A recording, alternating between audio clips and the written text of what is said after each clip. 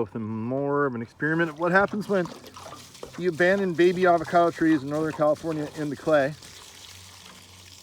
and don't water them for like 5 years, and then are completely spellbound as to why they did not die. And then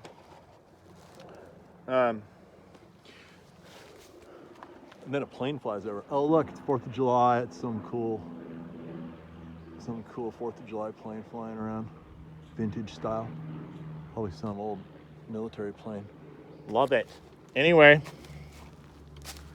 yeah, so what happens when you abandon your tree and then you abuse it and you don't water it and everything and it doesn't die? The deer keep nibbling it. Then you feel guilty.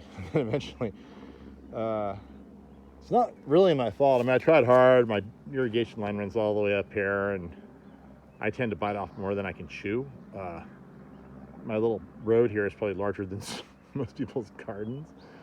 And, I got to trim my rosemary. That takes time. Anyway, got to redo the drip. I know it's a broken record, but that's the reality. Anybody wants to come over and donate their time, let me know. Yeah, it's a Reed avocado. It's one of my favorites. Have you noticed that I never talk about Reed avocados at my property? You know why? Because the 2 Reed avocados I have, I didn't take care of. They didn't get big. They didn't make fruit. So I can't talk about them because they're like not there to talk about, except in this sense. So the things I've learned, it's really fun. Like 10 years ago, I never in a million years would have thought you could do this to a tree in these conditions here, where it's like 100 and something degrees and thing has no water. It just sits there and waits and waits and waits. So it leads me to believe that the avocado, like many other tropical trees, is from a region that does experience periodic drought. And these plants have the ability to just sit there and wait and wait and wait and wait for an incredibly long time until the water returns, at which point they resume growth. I'm sure that's what's going to happen here. We're going to get this thing going. I got to get it bigger, and I promise to take care of it. And it'll be kind of fun to follow this tree this year. I'll make some periodic videos. I already made one. Look, it's July 4th, and there's my Reed fruit. It's about the size of a grape right now, and we'll see what happens to that fruit. See if I can retain this. See if I'm a good enough daddy to retain that fruit. And I have another tree I'm doing this with too. Of course, I probably should put up a better cage because the deer keep eating it. Deal with the deer, people. Anything that makes a leaf fall off of a tree.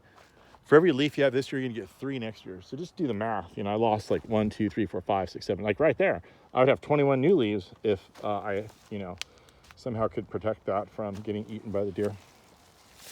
And so I might want to put up a little bit better of a cage. There's a cage right over there. I could get really industrious and pull that apart and just kind of double this one, as we like to say in California with In-N-Out Burger. Always on everyone's minds when you're driving by and you smell that. Anyway, so we'll see what happens to the Reed avocado with an occasional 5 gallons, maybe once a month poured on it. Way more than it's ever gotten in the last like 5 or 6 or 7 years since the deer destroyed the drip system. And that's pretty much the story in Lafayette, California right now. Hopefully you're enjoying your 4th of July. Let me leave you with a beautiful vine that I myself planted many years ago with the hopes that maybe it would grow up the telephone pole. Of course, they keep cutting it back. The telephone people. And there it is, where they didn't cut it back. And that is just Dictus riverside.